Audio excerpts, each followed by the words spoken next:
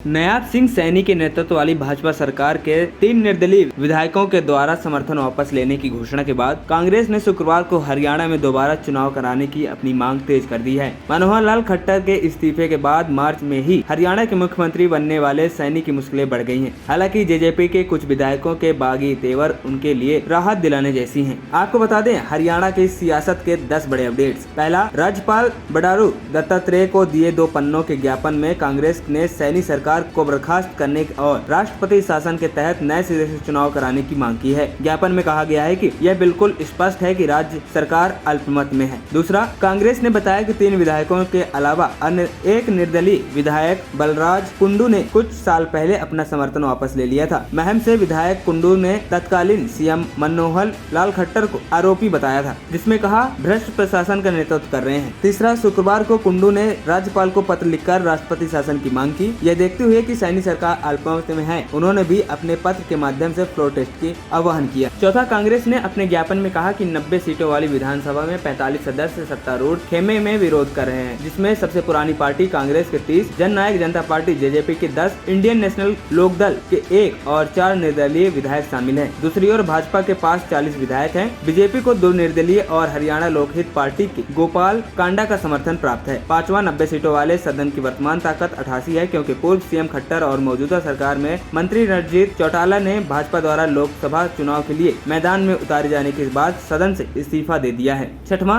BJP के साथ साथ जेजेपी विधायक देवेंद्र सिंह बबली ने पार्टी नेता और पूर्व उप मुख्यमंत्री दुष्यंत सिंह चौटाला को चेतावनी दी है कि उन्हें जेजेपी को पारिवारिक पार्टी नहीं मानना चाहिए। बबली और जेजेपी के 2 अन्य विधायकों ने गुरुवार को मनोहर लाल खट्टर से मुलाकात की थी।